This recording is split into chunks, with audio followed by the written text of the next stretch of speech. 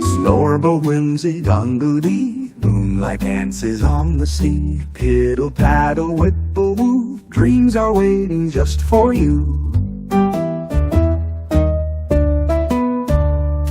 Zimble, zamble, tittle-tay, stars are winking while they play. Nibble, nabble, fluffify, close your eyes, the world says hi. Wobble wee and twizzle toes, nighttime whisper soft and low. Schmibble, schmabble, doogle die, sleep awaits beneath the sky. Mumble, wibble, tumble near, dream bugs hum right in your ear. Blipple, bopple, tickle, twee, hold your breath and count to 3. Shiffy, shafty, whizzle, swan, night slows down till it's all gone. Flutter, mutter, deeble, doo, morning light will come for you.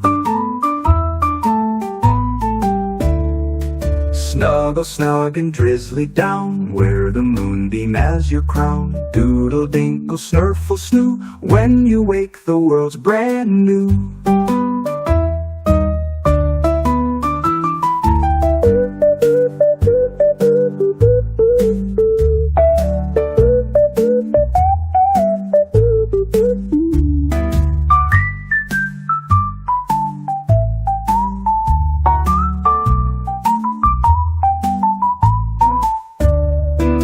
Zimble, zamble, tittle-tay, stars are winking while they play. Nibble, nabble, fluffify, close your eyes, the world says hi. Wobble wee and twizzle toes, nighttime whisper soft and low. Schmibble, schmabble, doogle die, sleep awaits beneath the sky. Mumble, wibble, tumble near, dream bugs hum right in your ear. Blipple, bopple, tickle, twee, hold your breath and count to 3.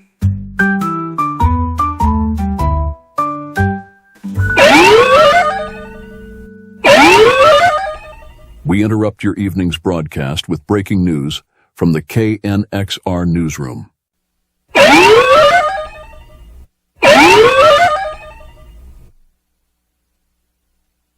Have you ever been so frightened that you just don't want to get out of bed? So certain that something was going to harm you that you couldn't do anything? Dread so great that you couldn't even eat chocolate ice cream? I was a Marine, then a California peace officer, and, finally now, a private detective.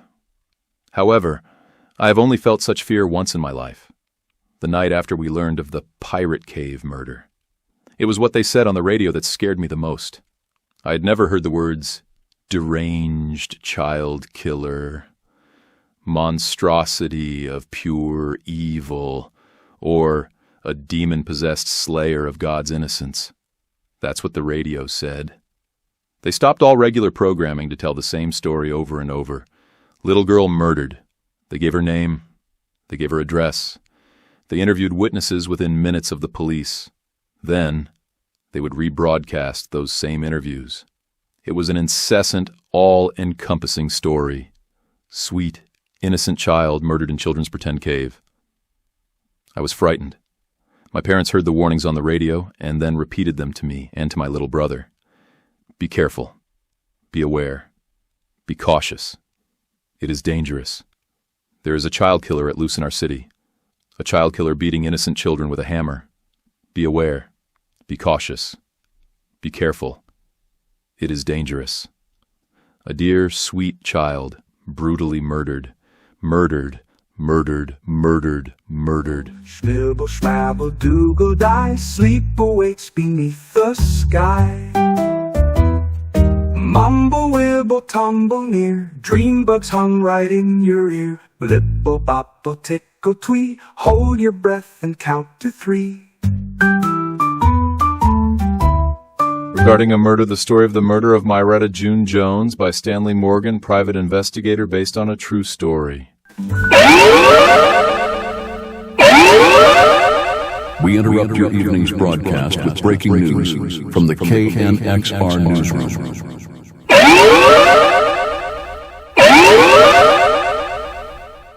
It was November 18th, 1947. I had just turned 8 and was in the 3rd grade at Wayside Elementary School in the southern edge of Bakersfield. Every day, my younger brother and I walked 3/4 of a mile from our house in the Southgate area to the school. To avoid walking along the busy Casa Loma Highway, we crossed the irrigation canal on a narrow cement bridge, 100 yards south of the highway. It was near there that the grisly event occurred.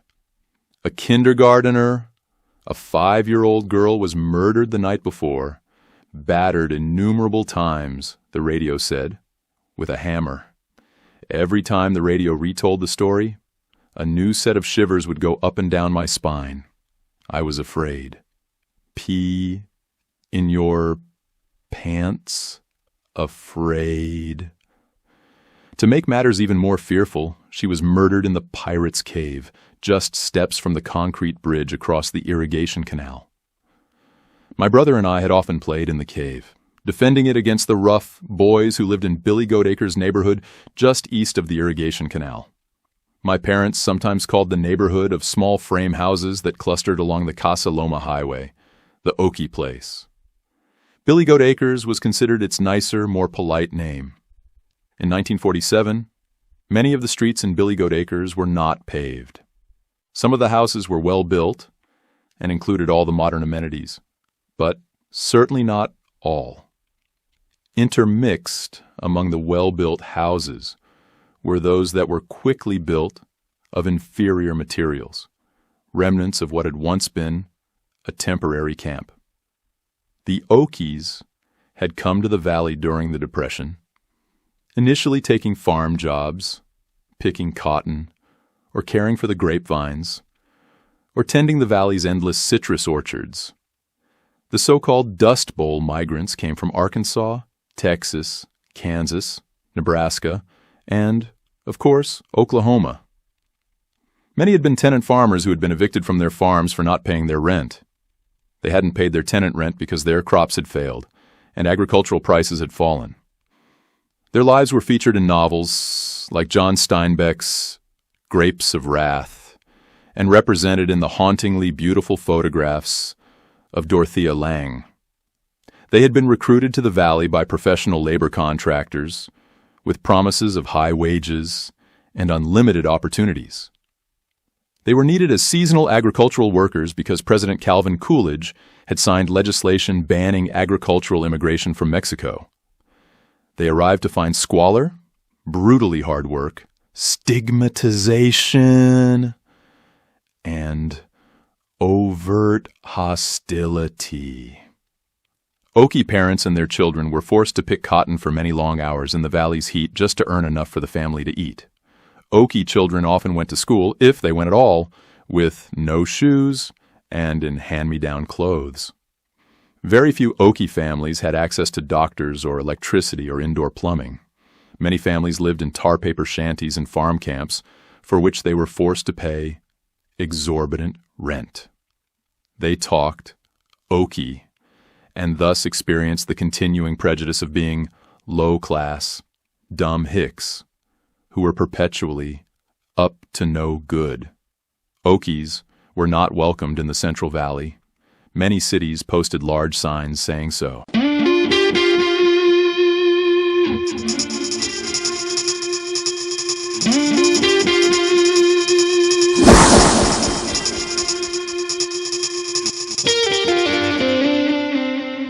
By the late 1940s, things had improved for the Dust Bowl emigrants. Some remained migrant agricultural workers, following the seasonal harvest cycle of crops. Some, like those families in Billy Goat Acres, stayed in Bakersfield, working whatever odd jobs they could find. Now, in the late 1940s, Kern County's oil industry was booming, and some Okies had taken jobs as roughnecks in the oil industry. The work was hard, dirty, and wholly unpredictable. Yet despite economic hardship and social stigmatization, most Okie families thrived. They did so by their strong, continuing connection to their extended families. They faced obstacles as well-connected families, not merely as individuals. There was no one more important in these extended families than Granny, the female matriarch on whom the whole family depended. Granny's word was law, and everyone knew it. No one ever challenged it. My own family, on the other hand, lived in the better neighborhood, further to the south, across Chester Avenue. It was called Southgate. In Southgate, parents had regular jobs, went to church, and owned their homes in a newly built housing tract. Our streets were paved, and there were sidewalks. Southgate had its own supermarkets, pharmacies, and clothing stores.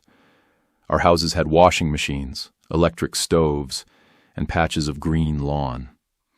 As I reflect on the social reality of Bakersfield in the 1940s, I realize that there really weren't that many differences between my own Southgate neighborhood and Billy Goat Acres. Both were primarily working-class neighborhoods, beginning a normalized life after the war. Nonetheless, we believe the other neighborhood was inferior to ours. They were always the enemy, the rough boys from over there. There was one point of overlap between the boys in my neighborhood and the rough boys from Billy Goat Acres. It was the 25-foot high dirt mound left over from when they first dug the irrigation canal. We called it the mountain. Someone, we didn't know who, had dug a cave into the mountain. I am now convinced that the cave had once been a transient's home, but to us, it became the pirate cave, a place we could crawl into and dig for buried treasure.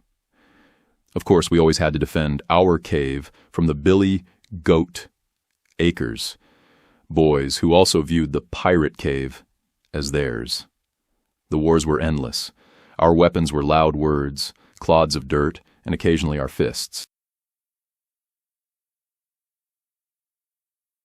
The radio repeated that the victim, a kindergarten girl, went to my school and had been murdered in our pirate cave, both of which made the events feel all the more dangerous. It was not a murder across town, or up in Taft, or over in Delano. It was here, near the narrow cement bridge we used every day on our way to school. Now, I couldn't pass the dreaded mountain without cringing in fear. A couple nights later at dinner, I took 2 bites of my food, but then rushed from the table directly to the bathroom to throw everything up. My mother was an empathetic Southern woman, originally from Mount Airy, North Carolina, and she became concerned about how the events were affecting me. She decided to turn the radio off, to stop the incessant reporting on the investigation. She also refused to let me see the newspapers where coverage was just as lurid and detailed. Even in the 3rd grade, I was a voracious reader of the newspaper, often cutting out stories that I liked and pasting them into a scrapbook that I'd begun. Without the constant flood of sensationalistic news coverage, I gradually regained my composure, and my intense fears subsided. A week or so after the first news stories broke, we were sitting at our dinner table when my father calmly announced that they had found the little girl's murderer. It was an older girl with some mental issues. He said no more. No one in my family ever spoke of the events again. Even though the radio news was no longer allowed in my house, the murder remained a major news event for Bakersfield. It remained so until the older girl's trial had concluded, until justice had been meted out. One day, on my way to school, I noticed that someone had brought in a bulldozer and completely removed the pirate mountain.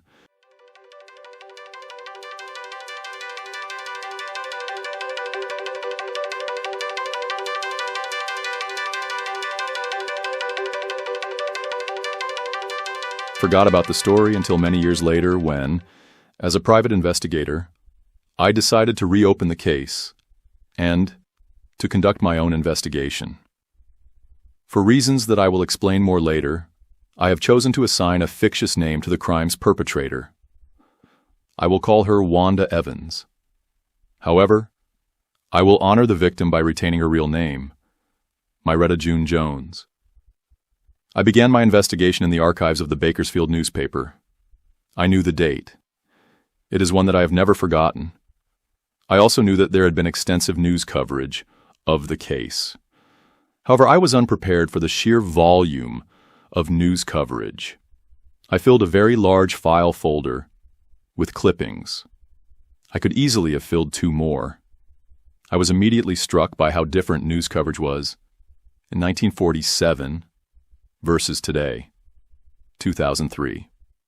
The newspapers carried many large, above-the-fold photographs of the murder scene, the victim's blood-stained clothes, the young accused girl, Wanda, and her family, and the various witnesses interviewed by the police.